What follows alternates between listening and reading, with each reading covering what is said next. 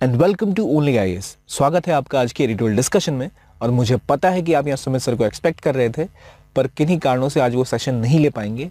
तो उनकी एब्सेंस में, क्योंकि हमें कंटिन्यूटी तो चाहिए ही, मैं ये सेशन कंडक्ट कर रहा हूँ। कल से फिर वो आएंगे और इस सेशन को कंटिन्यू करेंगे।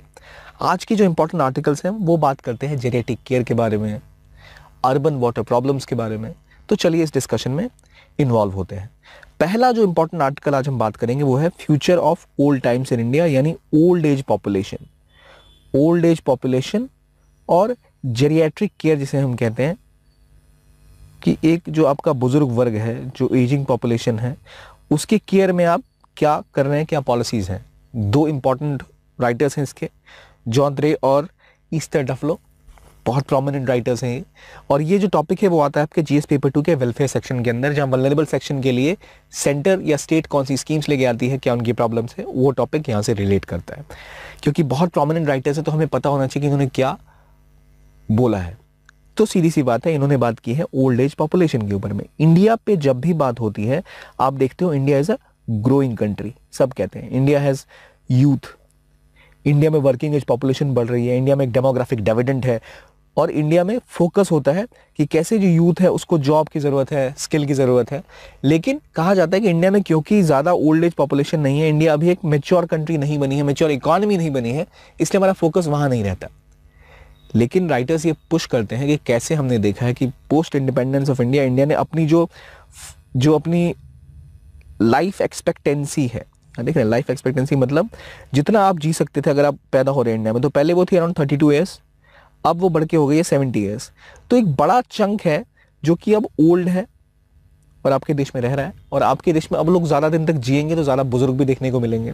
इसलिए कहा जाता है कि इंडिया में जो ओल्ड एज पॉपुलेशन है उसका प्रपोर्शन बढ़ेगा। और बढ़ने के साथ साथ इंडिया में जो पॉलिसी मेकिंग है उसको भी चेंज करने की रिक्वायरमेंट है, क्योंकि इंडिया में पॉलिसी मेकिंग ओल्ड एज को इग्नोर करती है। इसका कारण दो है। एक, पहले ज़्यादा ओल्ड एज थी नहीं, देखा प्रपोर्शन मेजरली था, फर्टिलिटी रेट बहुत ज़्यादा थी, अभी फर्टिलिटी रेट कम हो गई है, रिप्लेसमेंट रेट के आसपास हम पहुंच चुके हैं 2.1 के आसपास। पहले बहुत ज़्यादा फर्टिलिटी रेट थी, बहुत से बच्चों की मृत्यु भी होती थी, और हमारा फोकस प्राइमरीली होता था कि आप फर्टिलिटी रेट को कैसे कंट्रोल करो और जो न्यूनेटल केयर है उसके ऊपर फोकस करो, प्राइमरी हेल्थ केयर पर फोकस करो। अब दूसरा ये था कि इंडिया में जो स्ट्रक्चर है ओल्ड एज का वो ऐसा था कि इंडिया में जॉइंट फैमिली सिस्टम हुआ करता है, अभी भी कुछ लेवल पर है पर अब टूट रहा है। जॉइंट फैमिली सिस्टम में ये बच्चों की जिम्मेदारी होती थी, परिवार की जिम्मेदारी होती थी कि वो देखें जो भी एल्डरली लोग हैं उनके परिवार का, उनका ध्यान ठीक से रखा जाए। वही एक जॉइंट फैमिली एक सोशल और इकोनॉमिकल इंश्योरेंस का काम करती थी, क्योंकि परिवार अक्सर खेती में संलिप्त थे, एग्रीकल्चर में संलिप्त थे, तो वहाँ आवश्यकता नहीं थी किसी एडिशनल फोकस की पेंशन कर। इंडिया की स्थिति भी ऐसी नहीं थी कि पेंशन सरकार दे पाए, तब स्ट्रक्चर अलग थे। अभी फैमिली स्ट्रक्चर टूट रहा है, ये जो एग्रेरियन इकोनॉमिक स्ट्रक्चर है वो टूट गया। अब लोग खेती की जगह शहरों में आके काम करते हैं, अर्बनाइजेशन हो रहा है। तो जॉइंट फैमिली सिस्टम के टूटने के बाद और इंडिया की इकोनॉमी के आगे बढ़ने के बाद और एक पॉपुलेशन के मैच्योर होने के बाद अब रिक्वायरमेंट है कि गवर्नमेंट अपनी पॉलिसी मेकिंग को चेंज करे और जेरियाट्रिक केयर के ऊपर फोकस करे, क्योंकि ये वो लोग हैं जिनको सहायता की सबसे ज़्यादा ज़रूरत है, जिनके अंदर आप क्या आते हैं एल्डरली पॉपुलेशन, स्पेसिफिकली वुमेन जो डिफरेंटली एबल्ड हैं वो, और जो विडोज़ हैं, क्योंकि उनकी दिक्कत मल्टीफोल्ड होती है। एक तो अब वो भयंकर अकेलापन झेलते हैं, लोनलीनेस, जिसकी वजह से वो काफ़ी ज़्यादा डिप्रेशन में चले जाते हैं। अक्सर इंडिया में देखा गया है, जो जेपाल का सर्वे भी इसमें कोट किया गया है with the state government of Tamil Nadu, तो उसके से अगर हम कंक्लूड करें उसके हिसाब से तो अराउंड इंडिया के 70% जो एल्डरली पॉपुलेशन है वो माइल्डली डिप्रेस्ड है, क्योंकि अकेलापन है, डिजिटल डिवाइड है, फाइनेंशियल सिक्योरिटी भी नहीं रहती। तो ये सब तो रीजन है। अगर आपको मैं पूछूं कि भाई इसको कैसे सुधारा जाए, तो आप क्या कहोगे? आप कहोगे गवर्नमेंट पॉलिसी को सुधारने के लिए एक काम करना चाहिए कि पहले जेरियाट्रिक केयर सेंटर खोलने चाहिए, ओल्ड एज होम्स खोलने चाहिए जहां उनका ख्याल रखा जा सके, जहां वो रह सके, और policy making old age enabled करनी चाहिए। फॉर एग्जांपल जापान में अगर आप किसी बैंक में जाते हैं ना, तो वहाँ सभी प्रकार के कॉन्टैक्ट लेंस रखे होते हैं, 3 तरह के चश्मे, सॉरी कॉन्टैक्ट लेंस नहीं, तो क्योंकि उन्हें पता है काफ़ी लोग ऐसे आते हैं जिनको चश्मे की ज़रूरत है, तो वो घर से कोई चश्मा भूल सकता है, तो बैंक में उन्हें कुछ पढ़ना होगा तो दिखेगा नहीं, तो वो चश्मे रखे होते हैं ताकि आप आके पढ़ लो। तो इट्स अ बेसिक स्टेप जो ध्यान रखता है कि ओल्ड एज पॉपुलेशन है हमारी, जिनको आवश्यकता है। इंडिया में ऐसा कुछ नहीं है, लेकिन इंडिया में भाई ये सब करने में ना, genetic care, old age pension, सब ये सब ओल्ड एज केयर होम्स खोलने में सब बहुत टाइम लगेगा। जल्दी क्या हो सकता है? जल्दी आप काउंसलिंग सेंटर्स भी तो नहीं खोल सकते जो डिप्रेस्ड हैं उनके लिए। जल्दी ये हो सकता है कि आप थोड़ा सा कैश प्रोवाइड कर दो, थोड़े से पैसे उनको प्रोवाइड कर दो, बेसिक हेल्थ दे दो, जो अगर आप एक पेंशन दे दो तो उससे हो जाती है। तो क्या इंडिया में भी पेंशन नहीं है, मेरा सवाल। तो स्कॉलर्स भी कोट करते हैं, आपको भी पता है कि अभी हाँ इंडिया में पेंशन है। इंडिया में एक फेमस सेंट्रल प्रोग्राम है नेशनल सोशल असिस्टेंस प्रोग्राम। किस मिनिस्ट्री के अंदर आता है ये? रूरल मिनिस्ट्री के अंदर आता है ये। पर यहाँ पेंशन कितनी मिलती थी? 200 रुपये, अब बढ़ा के 800 रुपये कर दिए। तो इतनी सी पेंशन से क्या काम चलेगा किसी का? और राइटर्स यही कोट कर रहे हैं कि भाई ये जो आपकी पेंशन है बहुत कम है और आपको कोशिश करनी होगी कि आपकी जो एल्डरली पॉपुलेशन है उसके लिए आप एक यूनिवर्सल पेंशन का स्कीम कुछ ला सको तो बेहतर है। अभी वर्तमान में 200 की जो पेंशन थी सेंट्रल लेवल की, क्योंकि NSAP जो है नेशनल सोशल असिस्टेंस प्रोग्राम, ये एक सेंट्रल स्पॉन्सर्ड स्कीम है, तो ये कम है। तो इसको साथ साथ बढ़ाने के लिए स्टेट गवर्नमेंट्स कई तरह की अपने खुद के भी पेंशन लाती है ताकि 1000-1500 तक लोगों को मिल पाए, ताकि उनका थोड़ा सा भला हो पाए। ये तो बात ठीक है, लेकिन इनका मानना है कि भाई अगर आपको नेशनल लेवल पे इतने बड़े पॉपुलेशन के हिस्से को केटर करना है तो रिक्वायरमेंट है कि आप कोई नेशनल लेवल पे ऐसी स्कीम लेके आओ। वर्तमान में अगर आप देखो, जो एक पॉइंट इंपॉर्टेंट है आपके लिए कि कितने % पॉपुलेशन इंडिया का एक 60 ईयर्स एंड अबव हो जाएगा, तो वो 18% होने की संभावना है बाय 2036 सॉरी। अभी कितना था? 2011 में 9% के आसपास था। ये डेटा है नेशनल कमीशन पॉपुलेशन का। तो ये इन्होंने कहा कि भाई इतनी पॉपुलेशन आपकी ग्रो करेगी, आपको पॉलिसी मेकिंग में चेंजेस की रिक्वायरमेंट है। अभी ऑलरेडी जो आपकी स्टेट गवर्नमेंट की पेंशन स्कीम्स चल रही हैं उनमें दिक्कत क्या है? जब भी आप कहते हो कि आप सबको प्रोग्राम दो, जब सबको एक सहायता दो, उसे कहते हैं यूनिवर्सल स्कीम। यूनिवर्सल प्रोग्राम की खास बात ये होती है कि उसमें कोई एक्सक्लूजन एरर नहीं होता। होता तो है भाई, पर उतना नहीं होता। एक्सक्लूजन इंक्लूजन पहले देखिए होता क्या है। एक होता है एक्सक्लूजन एरर, एक होता है इंक्लूजन एरर। कुछ लोग ऑटोमेटिकली एक्सक्लूड हो जाते हैं, कुछ लोग इंक्लूड नहीं हो पाते, इसलिए दिक्कत आ जाती है। फॉर एग्जांपल, अगर कोई स्कीम है जो BPL फैमिली को केटर कर रही है, तो कुछ लोग हो सकता है BPL हो पर उनके पास कागज नहीं है, ठीक है, तो वो आना चाहते हैं पर उनके पास कागज नहीं है, कोई और दिक्कत है, तो वो इंक्लूजन की वजह से चले गए। कुछ लोग, एक ऐसा क्लॉज होता है जिसकी वजह से ऑटोमेटिकली कुछ लोग एक्सक्लूड हो जाते हैं। फॉर एग्जांपल, तमिलनाडु में एक क्लॉज है कि अगर आपके परिवार से कोई बेटा बाहर कमा रहा है, फैमिली मेंबर, तो आप फिर एक्सक्लूड हो जाएंगे। तो वो एक्सक्लूजन एरर आ जाता है, जिसमें कई लोगों को रिक्वायरमेंट होती है फिर भी बाहर छूट जाते हैं वो। तो जो BPL को भी केटर कर रही है जो स्कीम, वहां देखा गया कि जो ओल्ड एज पॉपुलेशन है वो हो सकता है कि ऐसे घर से आती है जो BPL में ना हो, पॉवर्टी लेवल से अच्छी स्थिति हो उनकी, पर जो बुजुर्ग है, जो विडोज है वहां की, उनको रिक्वायरमेंट हो असिस्टेंस की, क्योंकि पैसा उनके पास नहीं जाता। तो एक रिक्वायरमेंट है यूनिवर्सल पेंशन स्कीम की, ताकि जो एल्डरली पॉपुलेशन है वो अपने आप को बेहतर तरीके से जी सके, भविष्य अपना सुधार सके, और एक जो उन्होंने जीवन जिया है देश की सेवा में या जो इकोनॉमी में योगदान दिया है, उसके बदले में कुछ तो कंपनसेशन उन्हें मिले, जिसकी इंडिया की कॉन्स्टिट्यूशनल ऑब्लिगेशन भी है। राइट टू लाइफ के अंदर भी बात की गई है ये, ठीक है। तो अगर आप देखें, जैसे ने बोला, डिप्रेशन का केस बढ़ रहा है और ये अक्सर जो है अनडायग्नोस्ड रहता है। स्पेसिफिकली जो इसमें ज़्यादा समस्या होगी वो होगी वुमेन को और विडोज को। ये loneliness, poor health, lack of financial access की वजह से आपका जो डिप्रेशन का स्केल है वो बहुत ज़्यादा बढ़ जाता है, इनकी हार्डशिप बहुत ज़्यादा बढ़ जाती है। तो इसलिए बड़ा इंपॉर्टेंट है कि आप एक सोशल असिस्टेंस प्रोग्राम जो आपका है इसको रिवैम्प करो। रिवैम्प करके आप कोशिश करो कि ये बढ़े। एक तो आपने जो असिस्टेंस दे रखा है कम है, दूसरा इसमें इंक्लूजन प्लस एक्सक्लूजन एरर है। अगर आप इसको यूनिवर्सल बना देते हो तो होगा क्या? इनका कहना है कि गवर्नमेंट का जो एक्सपेंडिचर है वो काफ़ी बढ़ेगा। जो नॉर्मली कहा जाता है कि शायद 10,000 करोड़ तक इंडिया का सेंट्रल गवर्नमेंट का एक्सपेंशन पैसे का बढ़ जाए। आप बढ़ा दोगे अगर पेंशन, तो आपका जो एक्सचेकर पे खर्चा है वो अराउंड 10,000 करोड़ तक बढ़ जाएगा। पर अगर आप कंपेयर करो तो ऑलरेडी गवर्नमेंट 40,000 करोड़ स्पेंड कर रही है on pension of public employees. तो अगर आप देश भर में यूनिवर्सल स्कीम लाते हो ऐसा कुछ, तो उससे एक तो एक्सक्लूजन एरर खत्म होगा, इंक्लूजन एरर कम हो जाएगा, और एक बड़ा पॉपुलेशन का चंक जो किसी वजह से ये एक्सेस नहीं कर पा रहा है वो एक्सेस कर पाएगा। क्योंकि ऑलरेडी अभी जो है वो टारगेट करता है, क्या टारगेट, कि आप एक पर्टिकुलर कैटेगरी से होने चाहिए, बिलो पॉवर्टी लेवल या कुछ भी हो सकता है वो। उसके लिए आपको प्रॉपर पेपर वर्क चाहिए, वो सब लेके आप पहुँचे, चीज़ें आप सही कर पाएँ। किसी व्यक्ति के पास, जो एल्डरली है व्यक्ति, अभी 70+ एज का है, उन व्यक्ति के पास उतनी एजुकेशन होगी क्या उनके उतने पेपर्स इंटैक्ट होंगे क्या, उनके पास वो एक्सेस होगा, और चीज़ें धीरे धीरे डिजिटाइज भी हो रही हैं। तो ये बड़ी समस्या का सबब है कि भाई उनके पास तो वो फैसिलिटीज़ ही नहीं है। तो इसलिए जेनेटिक केयर में हमें कोशिश करनी चाहिए कि अगर हम एक यूनिवर्सल पेंशन स्कीम ला पाएँ तो वो सहायता कर पाएगा इनकी। और अगर ऑलरेडी आपको जो स्टेट गवर्नमेंट है वो अलग स्कीम चला रही है, सेंट्रल गवर्नमेंट, स्टेट गवर्नमेंट अलग अलग स्कीम्स चला रही है, तब जाकर भी आप ढंग से आगे नहीं बढ़ पा रहे हो, तो इसके लिए रिक्वायरमेंट है कि आप एक सिंपल ट्रांसपेरेंट स्कीम लेके आओ जो टारगेट के साथ ओरिएंटेड ना हो, ये एक यूनिवर्सल स्कीम हो। और ये इसके अलावा यहाँ आर्टिकल में बातें इतनी की गई हैं, पर हमें ये भी सीखना चाहिए इससे कि हमें फोकस करना चाहिए कि मेंटल हेल्थ के ऊपर।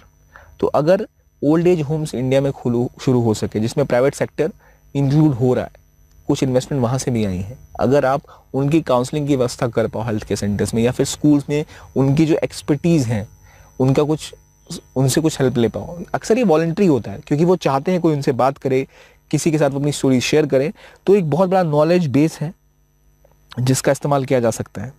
तो ये सब चीज़ें भी एडिशनली इंपॉर्टेंट है इंडिया की पॉलिसी मेकिंग में, स्पेसिफिकली जेरिएट्रिक केयर को देखते हुए, ताकि हम और ज़्यादा अपनी इस बड़े पॉपुलेशन के हिस्से का ख्याल रख पाए जो कि आगे जाके और एक्सपेंड करेगा, कम तो होगा नहीं, धीरे धीरे लोग और बूढ़े होंगे।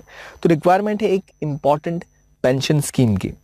तो अभी जो सोशल असिस्टेंस प्रोग्राम है, एक उनका बजट कम है, बहुत कम असिस्टेंस मिल रही है, वो बाइफर्केटेड है, उनमें काफ़ी ज़्यादा एरर्स हैं, तो ये एक्सक्लूड करने के लिए यूनिवर्सल की इन्होंने बात करी है। जैसे बताया तमिलनाडु के केस में इन्होंने बताया 40,000 करोड़ का एक खर्च तमिलनाडु को आएगा अगर वो सबको पेंशन और रिटायरमेंट बेनिफिट्स देते हैं, जो कि 1% ऑफ पॉपुलेशन है।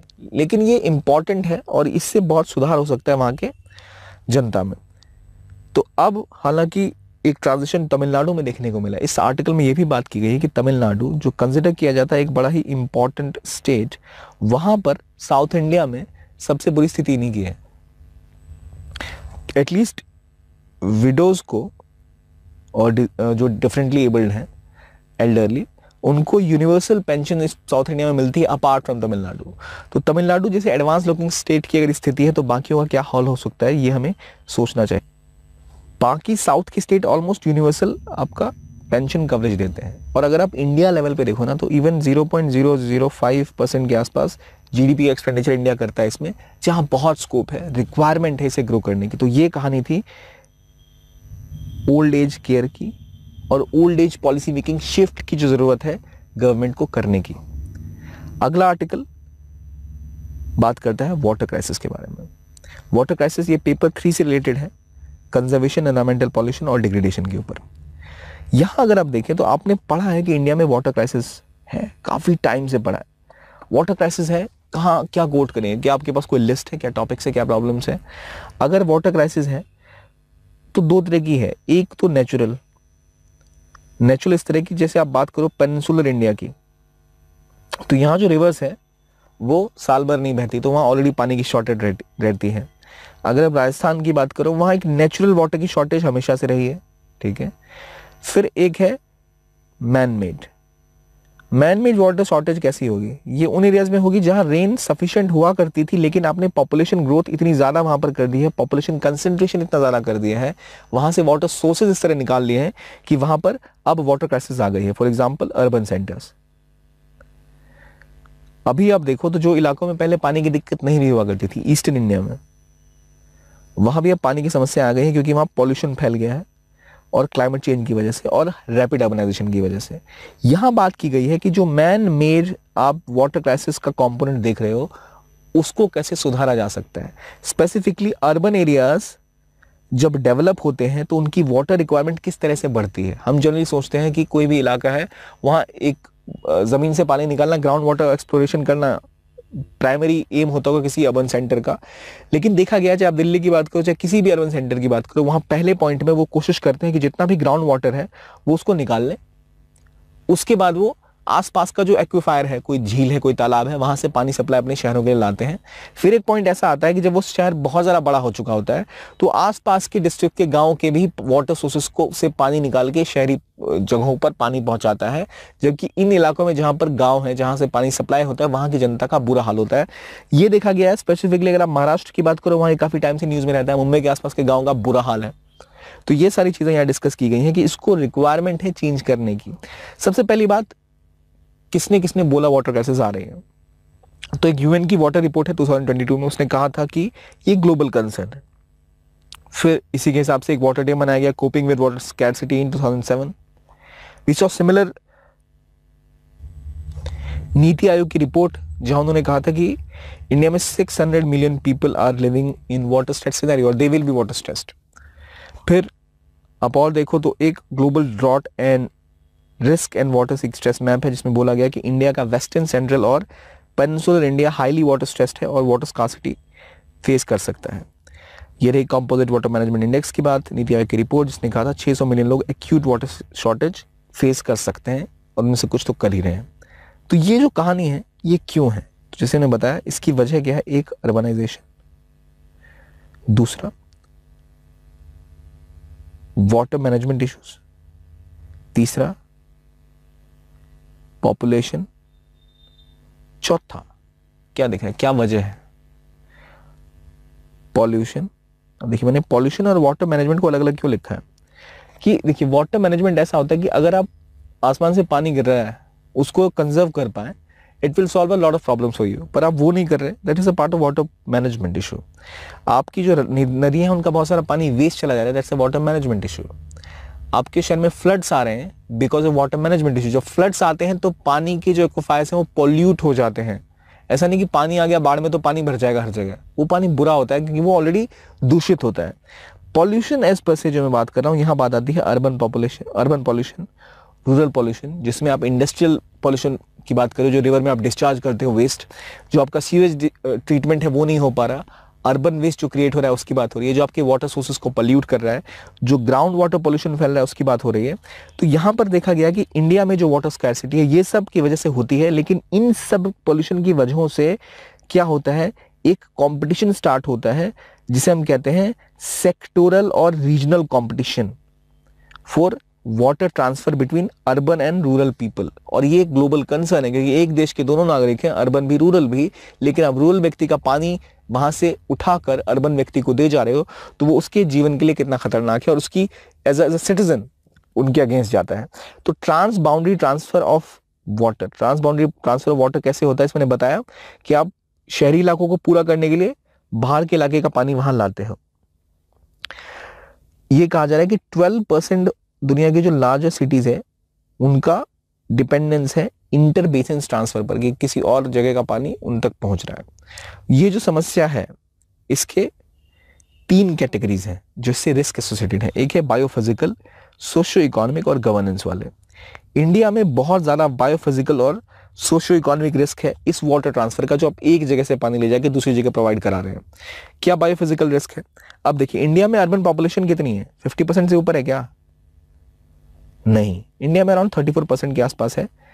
ये कहा जा रहा है कि बाय 2030 और 2050 इंडिया की अर्बन पॉपुलेशन 50% को क्रॉस कर जाएगी। दुनिया भर की हो चुकी है 50% से ऊपर, ठीक है, लेकिन इंडिया बहुत जो पॉपुलेशन की ग्रेथ रेट है कम है अर्बनाइजेशन की, पर फिर भी ड्यू टू दिस अभी अराउंड 40% के आसपास हम टच करने वाले हैं। फिर भी अभी जो अर्बनाइजेशन है वो जब उसी रेट पर होता रहेगा तो एक मेजर सेक्शन है जो कि अर्बन इंडिया में शिफ्ट करेगा फ्रॉम रूरल एरियाज। शहर पे बहुत ज़्यादा बोझ पड़ने वाला है। उनकी रिक्वायरमेंट को पूरा करने के लिए आपको बहुत सारा वाटर सप्लाई चाहिए, और ये वाटर सप्लाई करने के लिए आप कैसे लाओगे पानी? जैसे मैंने बोला पहले आप फोकस करते हो जब सिटी स्मॉल है तो on basic water supply, ground water निकाल लिया, आसपास कुछ है झील वील उससे काम चला लिया। जैसे जैसे बढ़ता चाहता है आप सरफेस वाटर पे डिपेंडेंट होने लगते हो कि कोई एक्वाफायर हो, कोई और रिवर हो, कोई वाटर सोर्स हो, वहां से आप और दूर जा जाके पानी सप्लाई करना शुरू करते हो, पाइप वाटर सप्लाई, और सरफेस वाटर पे आपकी डिपेंडेंस बढ़ जाती है। वो सरफेस वाटर जिसकी मेंटेनेंस कहीं और हुई पड़ी होती है, जिसका सोर्स कहीं और हुआ होता है। जनरली मान लो यहाँ नदी बह रही है, सरफेस वाटर है और इसका यूजेज यहाँ हो रहा है, चलो सिंचाई के लिए हो रहा है या किसी और काम के लिए हो रहा है, तो कुछ हिस्सा इसका दोबारा ग्राउंड वाटर में जाता है और मेन सोर्स में चला आता है ना। अगर ये सरफेस वाटर इसके आसपास यूज हो रहा है तो एक नेचुरल जो इकोसिस्टम है वो कंजर्व रहता है। अब यहाँ से पानी लेके मैं इसको यूएसए पहुंचा दूं तो क्या वहां से पानी निकल रहा है, आने की बारिश होगी पर एक्वाफायर में पानी कितना भर पाएगा उतना, क्या क्या सस्टेन कर पाएगा? नहीं, it will not be natural. So that is the issue. City based water supply अब ऐसा हो गया कि जो बेसिन है उससे बाहर से आप पानी ला रहे हो, इंटर स्टेट ट्रांसफर कर रहे हो। तो हमने देखा था वाटर ट्रेन चली थी जब महाराष्ट्र में क्राइसिस आई थी, तो वाटर ट्रेन पानी भर भर के आप ट्रेन से ले गए, ठीक है, लेकिन वो आपको सोल्यूशन नहीं हो सकता। सोल्यूशन ये हो सकता है कि वहां की आप एरियाज को डेवलप करो टू कंजर्व वाटर। इसमें अहमदाबाद का एग्जांपल ये लेते हैं कि जहां 80% जो वाटर है वो 1980s तक ग्राउंड वाटर से निकलता था। उसके बाद जब इनको देखा कि भाई बहुत ज़्यादा सूख चुका है ग्राउंड वाटर, अराउंड 67 मीटर्स तक जब एक्वाफायर की डेप्थ हो गई, तब इन्होंने सारा पानी नर्मदा से लेना स्टार्ट किया। कनाल से वाटर शिफ्ट होना इनका स्टार्ट हुआ। और हमें पता है नर्मदा के बाद कितनी समस्या हुई थी, वो क्राइसिस कितनी ज़्यादा समस्याजनक थी, और ग्राउंड वाटर धीरे धीरे करके और कम होता चला गया, और बाकी राज्य बड़े शहर भी हैं वो भी सरफेस वाटर पे शिफ्ट कर गए। देखो अब बात ये है, सरफेस वाटर भी कनेक्टेड है ग्राउंड वाटर से, है या नहीं, जिसे मैंने एक्सप्लेन किया वहां। आप सरफेस वाटर निकाल रहे हो, इट डजंट मीन कि सिर्फ सरफेस वाटर जा रहा है, ग्राउंड वाटर भी इंपैक्ट होता है। और इसकी वजह से जब वहां पानी घटने लगता है तो किसानों के पास पानी होगा नहीं इरिगेशन के लिए, और जो गांव के लोग हैं उनके बीच में एक प्रॉब्लम क्रिएट होगी, एक डेप्रिवेशन की भावना आएगी। It will lead to rural urban clashes. अब क्योंकि आपकी इतनी सारी पॉपुलेशन अर्बन एरिया में ऑलरेडी रह रही है, तो आप कैसे भाई उनको पानी नहीं दोगे। पर बात यह भी है कि इंडिया में देखा, चाहे जॉब्स की बात हो, चाहे रेजिडेंसी की बात हो, सन ऑफ सॉइल थ्योरी बहुत ज़्यादा फेमस है कि भाई अगर आप इस शहर के हैं तभी आप यहाँ रहिए। वो थ्योरी तो ठीक है, लेकिन जिस दिन ये थ्योरी आ गई कि भाई हमारा पानी है, हम ही यूज़ करेंगे, आपको नहीं लेने देंगे जब तक हमारी रिक्वायरमेंट पूरी नहीं हो जाती, तो फिर क्या होगा। गवर्नमेंट इसके बारे में सोच नहीं रही है। सो इट्स वेरी एसेंशियल कि इसका कुछ निराकरण किया जाए। नागपुर चेन्नई की बात भी यहाँ आर्टिकल में की गई है, जहां पर वाटर स्कैसिटी जैसी जैसी बढ़ रही है क्लाइमेट चेंज की वजह से, और वैसी वैसी और समस्याएं झेलनी पड़ेगी हमें। हमें पता है साउथ इंडिया में ऑलरेडी जो मेजर रिवर है, चाहे कावेरी की बात कर ले, उसके पास भी विवाद है। कर्नाटक तमिलनाडु के विवाद अलग चलते रहते हैं। तो वो जो विवाद हैं वो और ज़्यादा बढ़ेंगे अगर हमने ढंग से बस इस रूरल अर्बन ट्रांसफ़र को जारी रखा कि रूरल पानी आप अर्बन एरियाज में भेज दो ताकि उनकी रिक्वायरमेंट पूरी हो जाए। लेकिन इससे चीज़ें सॉल्व नहीं होंगी। ऑलरेडी जो वाटर रीट्रांसफर भी हो रहा है, मैनेज भी हो रहा है, वो ग्रे वाटर है जिसका आप यूज़ नहीं कर सकते। वाटर पॉल्यूशन बहुत ज़्यादा बढ़ा पड़ा है, तो गवर्नमेंट का वाटर रिसोर्स से घटता ही चला जाएगा। तो इसलिए बड़ा इंपॉर्टेंट है कि आप वाटर मैनेजमेंट और वाटर कलेक्शन दोनों पे काम करो। जहां आप हार्वेस्ट कर सकते हो वाटर को, वहां हार्वेस्ट करो, और जो मैनेजमेंट है उसके ऊपर काम करो।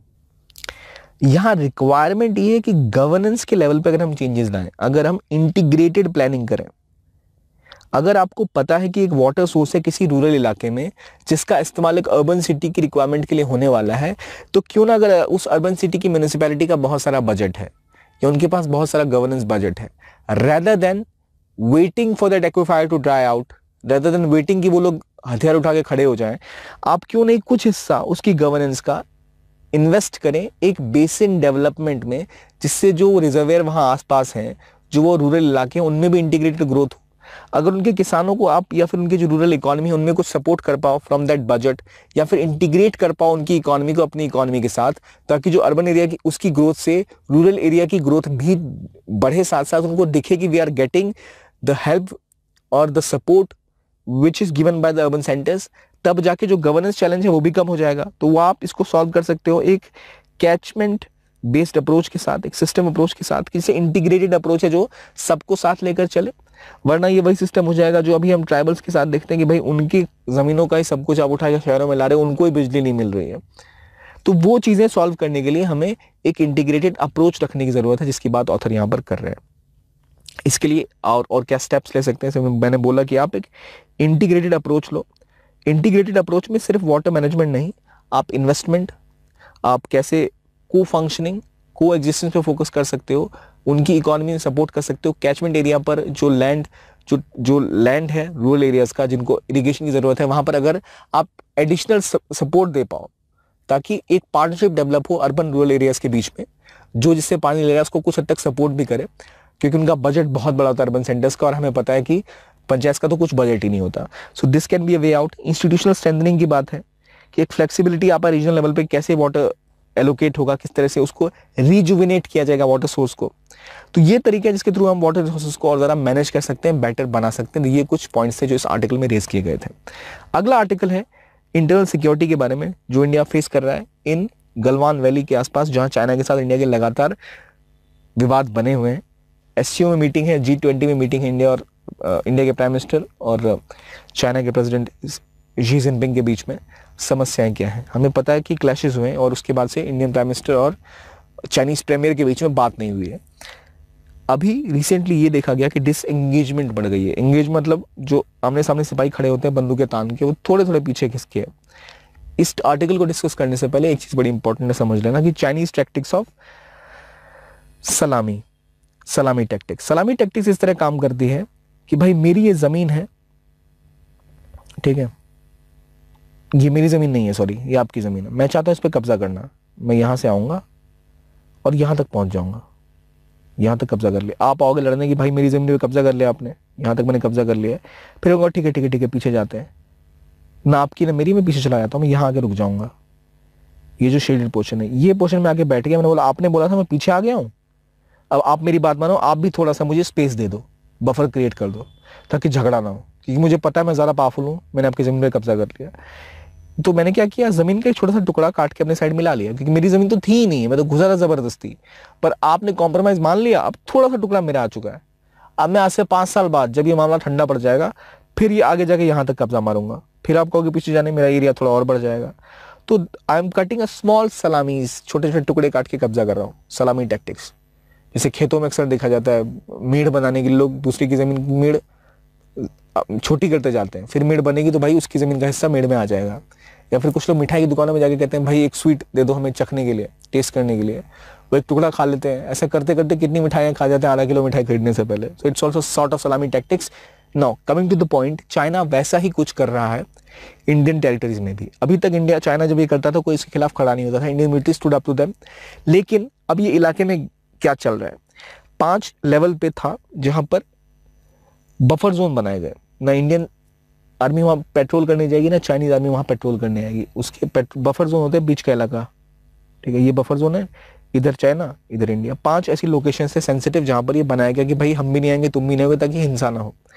लेकिन प्रॉब्लम यह कहाँ कहाँ हो रहा है ये, तो 5 लोकेशंस थी, एक थी गोगरा हॉट स्प्रिंग का इलाका, गलवान वैली का इलाका, पेंगोंग सो लेक की बात हुई, और PP-17A। तो ये सारी जो इलाके हैं जहां पर ये बात चल रही है, विवाद ये है कि इंडिया को ये करने के बाद पीस तो स्थापित हो रहा है, पर is India following under the Galwan trap, in the सलामी टैक्टिक्स ट्रैप। और जो अरेंजमेंट अभी तक की गई है, 2 साल से शांति तो है वहां, क्योंकि बफर जोन में कोई पेट्रोलिंग के लिए जाता नहीं है। लेकिन समस्या ये है कि ये इलाका तो जनरली इंडिया का ही है as per Indian claim.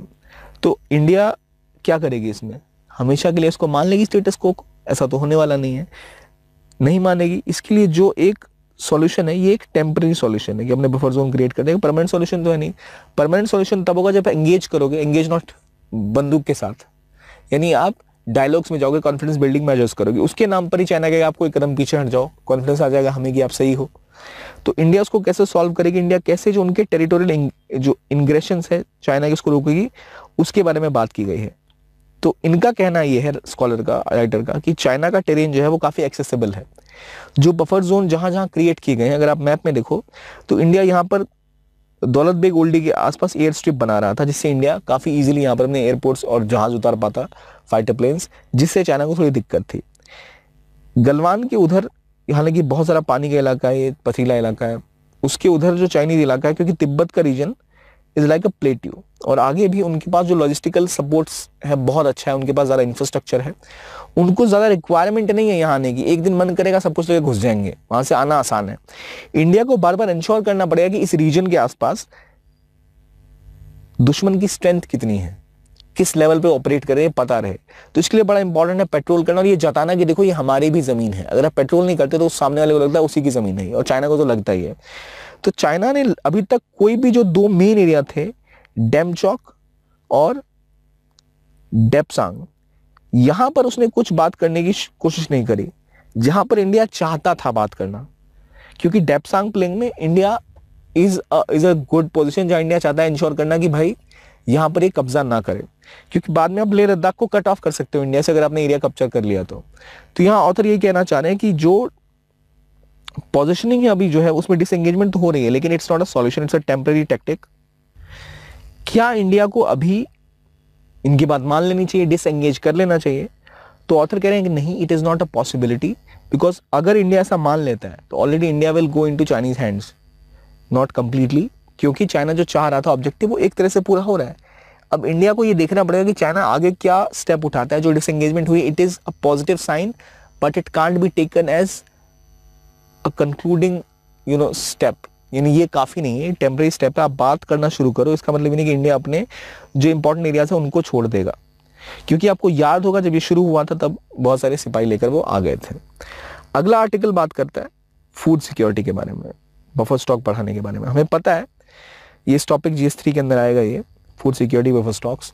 India में आपने देखा हाल में इन्फ्लेशन बहुत ज़्यादा बढ़ा, और मैं जब फूड सिक्योरिटी की बात करता हूँ तो आपको पता है India is a food secure country, हमारे पास काफ़ी उत्पादन होता है, अब हम सेल्फ सफिशिएंट है।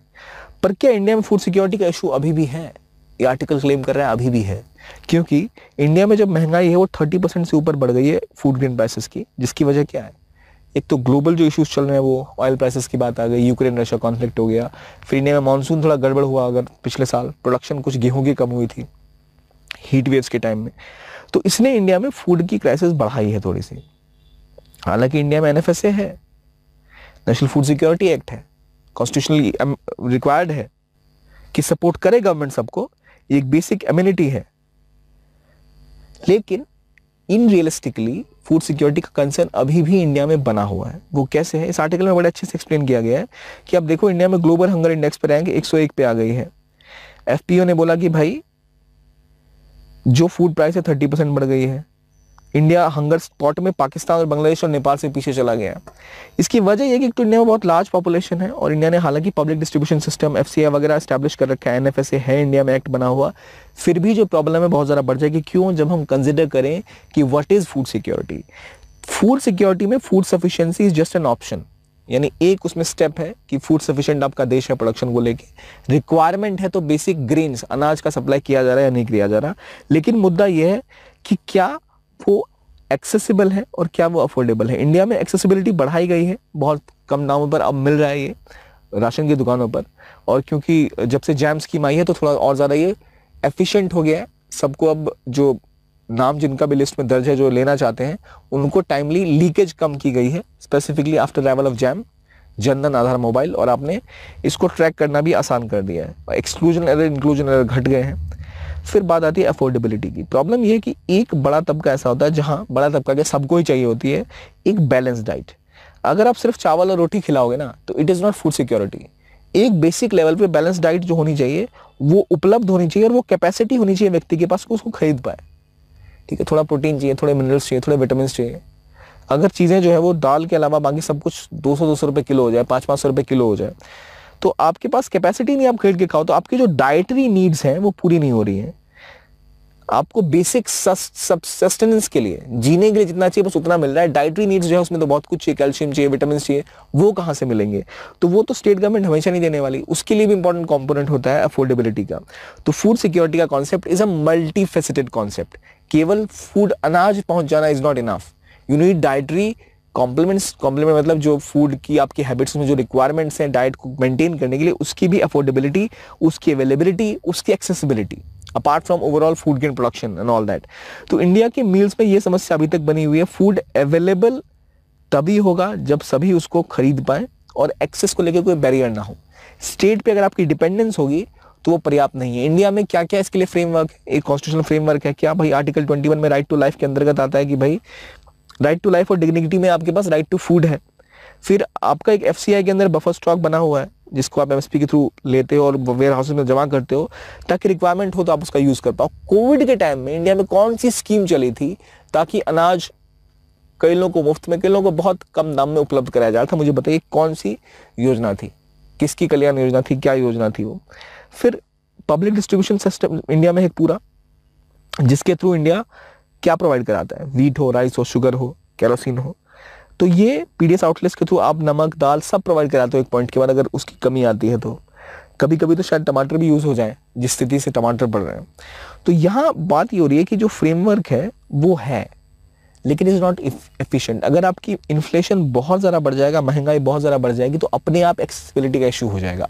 अपने आप ये सब रहते हुए भी आप आगे नहीं बढ़ पाएंगे। तो बड़ा इंपॉर्टेंट है कि आप एक स्टेप जो आपका NFSA था उसको और ज़्यादा स्ट्रेंथन करो। NFSA के अंदर क्या हो गया कि राइट बना दिया गया, आपके पास अधिकार है इसका। तो अभी NFSA के अंदर 75% जो अर्बन रूरल पॉपुलेशन है, 50% अर्बन पॉपुलेशन आती है। इसके आपके पास अंत्योदय अन्य योजना है, जो सबसे गरीब उनको 35 kilo food grain per month मिलता है पर हाउस होल्ड। फिर प्रायोरिटी हाउस होल्ड है जिनमें 5 kg ऑफ फूड ग्रेन पर पर्सन पर फैमिली पर मंथ मिलता है। ये है NFSA का आपका कोर कहानी। और जो एल्डेस्ट वुमेन है फैमिली की, उन्हें हाउस का हेड बनाया गया है ताकि उन्हें राशन कार्ड इशू हो जा रहा है। इसका क्या मतलब है? ये सब करने से ये कि आप वुमेन एम्पावरमेंट पर भी काम कर रहे हैं। आप जो सोशल हायरार्की है उसको ब्रीच कर रहे हैं, क्योंकि जो head of the family women होती थी, मैन होते थे normally, now you are considering head of family being a women. पहले आप मैन से ही बात करते थे, गुड स्टेप। फिर बच्चों के लिए स्पेशल प्रोविजंस हैं, उनको न्यूट्रिशियस मील मिलता है आईसीडीएस सेंटर्स पे, आंगनवाड़ी सेंटर जिसे हम कहते हैं, वहाँ पर स्कूल में अपने mid day meal program start किया है। ये सब step are good step. Despite of this India is facing a huge challenge food security का। क्या है भाई, एक तो सॉइल हेल्थ खराब हो रही है। सॉइल हेल्थ खराब होगी क्या होगा, फर्टिलिटी गिरेगी। क्यों सॉइल हेल्थ खराब हो रही है, एक तो केमिकल्स, फर्टिलाइजर्स बहुत ज़्यादा यूज़ हो रहे हैं, इसके अलावा डिफोरेस्टेशन बहुत ज़्यादा हो रहा है। जो क्लाइमेट चेंज है इसकी वजह से क्लाइमेटीज बहुत ज़्यादा आ रही हैं, सूखे की बात हो गई, पानी की कमी हो गई है, इरिगेशन ढंग से नहीं हो पा रहा। जो भी आप हाइब्रिड सीड्स यूज़ करते हैं, दे आर टर्मिनेटर्स, यानी एक बार ग्रो करने के बाद वो दोबारा उस फसल से जो अनाज उपजा, उसी अनाज को दोबारा आप बो के एज अ सीड यूज़ नहीं कर सकते। वो सीड एक बार यूज़ होगा, जो अनाज निकला उसको आप खाओ, वो एज अ सीड यूज नहीं हो सकता। That's a terminator. So terminator seeds आ गए, आप उससे और एक्सप्लॉइट कर रहे हो। जो ऑलरेडी अर्थ की 1/3 सॉइल है वो डिग्रेड हो चुकी है। इंडिया में लगातार डिग्रेडेशन बढ़ रहा है, क्योंकि आपने वेटलैंड्स घटा दिए, इरिगेशन घटा दिए, केमिकल इन्फ्यूजन बहुत ज़्यादा हो चुका है, वीड का थ्रेट बहुत ज़्यादा बाहर से आ चुका है। अक्सर आप देखते हैं कभी बलवर्म आता है, पिंक बलवर्म, कभी आप देखते हैं फॉल आर्मी वर्म आता है। एक प्रॉपर फ्रेमवर्क नहीं है मैनेजमेंट का, बहुत ज़्यादा वेस्टेज है अभी तक फूड का। लीकेजेस, डाइवर्शन आपने थोड़े से कम किए जैम के बाद, लेकिन अभी तक आप देखो तो जो चावल का सड़ना है या फिर गेहूं का सड़ना है, बहुत ज़्यादा वो देखने को मिलता है एफसीआई के गोडाउन्स में, क्योंकि वो आर नॉट वेल बिल्ड। जो कोर्स ग्रेन है वो ग्रो करने की बजाय, क्योंकि एमएसपी ज़्यादा है चावल और गेहूं पर, तो लोग वहाँ शिफ्ट हो रहे हैं किसान, उससे वाटर कम हो जा रहा है। वेस्टेज 50,000 करोड़ का हर साल हो रहा है। क्लाइमेट चेंज की वजह से आपका मानसून इंपैक्ट हो रहा है, इसकी वजह से आपकी इरिगेशन इंपैक्ट हो रही है। फूड सिक्योरिटी का एक मेजर थ्रेट है। खारिफ क्रॉप जब ग्रो होती है तब क्या होता है, वाटर अवेलेबिलिटी का बड़ा समस्या आती है सर्दियों के टाइम में। ठीक है, सॉरी, खारिफ क्रॉप कब ग्रो होती है बताइए मुझे, गर्मियों में सर्दियों में? मैंने मिस्टेक करी है, आप मिस्टेक कर रहे हैं। खरीफ क्रॉप कब ग्रो होती है और रबी क्रॉप कब ग्रो होती है majorly in major part of country, और जायद क्रॉप्स कौन सी होती है, चेक करते हैं आपको कितना याद है। तो इंडिया में देखा गया कि अगर खरीफ क्रॉप है या फिर राबी ही ले लो, तो जब उसकी कमी दिखने लगती है, इंडिया क्या करता है, एक्सपोर्ट को बैन कर देता है उस चीज़ का। हमने देखा चावल जो था उसको कुछ दिन एक्सपोर्ट बैन किया, वीट का एक्सपोर्ट बैन किया, और इवन शुगर का एक्सपोर्ट बैन किया गया था। वो जो हो रहा है, is it good for the economy? No, it is not. It is not good for agriculture even, क्योंकि एक पॉइंट के बाद आपके किसान के पास जो ऐसा इंसेंटिव था ग्रोथ का, अर्निंग का, वो कम हो जाता है। सो ये आपने लोकल फूड सिक्योरिटी इंश्योर करने के लिए बैन लगा दिया on that front, that's right. But India को रिक्वायरमेंट है कि इससे ज़्यादा निकले और सप्लाई चेन अपनी सही करे। अभी रिसेंटली क्या हुआ, वर्ल्ड ऑर्डर में चेंज आया, सप्लाई चेन टूट गई। Russia, Ukraine is a major food grain provider to whole of Europe. तो इंडिया को अगर कभी रिक्वायरमेंट होती, कोई थोड़ा मोड़ा सामान बाहर से मंगवाना था, तो बड़े इजीली मिल जाता था। Already India is a food sufficient country, लेकिन इंडिया को ऑयल सीड्स, पल्सेस और कुछ फ्रूट्स भी इवन कभी कभी मंगवाने पड़ते हैं बाहर से। अब क्या है कि भाई यूरोप में जब इन सब चीज़ों की कमी आ रही है, तो यूरोप के देशों के पास है पैसा, वो पैसा ला के महंगी महंगी दरों पे चीज़ें खरीद ले रहे हैं। स्पेसिफिकली वीट, क्योंकि वीट रशिया यूक्रेन से मेजर सप्लाई होता था, इन्होंने सी रूट खराब कर दिए, सप्लाई चेन बिगड़ गई, तो यूरोप और वेस्ट एशिया के देशों के पास सप्लाई कम हो गया, तो उन्होंने बाकी बफर स्टॉक जहां जहां थे उठा लिए। अब अगर इंडिया को रिक्वायरमेंट होती, इंडिया के पास कैपेसिटी नहीं थी कि इंडिया खरीदे, तो बहुत महंगा पड़ता, एक्सचेकर पे बहुत लोड पड़ता, बहुत पैसा पे करना पड़ता, इसलिए इंडिया ने अपना एक्सपोर्ट बंद कर दिया। इसको सुधारने का तरीका यह है कि इंडिया जो अपनी वीट की ग्रोथ है या जो अपने एग्रीकल्चर प्रोडक्ट्स है उनको भी ग्लोबल सप्लाई चेन में ले आए, ताकि फार्मर्स को उसका फायदा मिले। लेकिन India needs to be insured कि एटलीस्ट जो फूड सिक्योरिटी का डायमेंशन है उस पर किसी ग्लोबल इवेंट की वजह से इनके लोगों के पास थाली में खाने की कमी न रह जाए। और ऑब्वियसली जो डाइटरी नीड्स हैं उसको पूरा करना तो और ज़्यादा इंपॉर्टेंट है।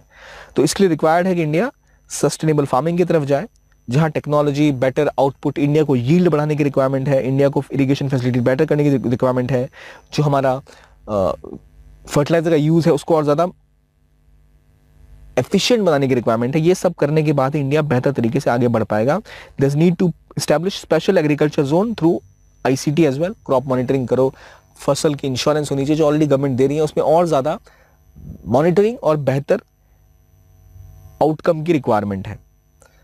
इसके लिए आप क्या करेंगे भाई, आप और प्रिसाइज एग्रीकल्चर करेंगे। प्रिसाइज एग्रीकल्चर कैसे होगा, जब आप टेक्नोलॉजी का इस्तेमाल करेंगे। जो जमीन की रिक्वायरमेंट है, सॉइल हेल्थ कार्ड का प्रोग्राम इंडिया ने लॉन्च किया, but it has not been that successful. तो जो ज़मीन की रिक्वायरमेंट है उसके हिसाब से आप उसको चीज़ें दो।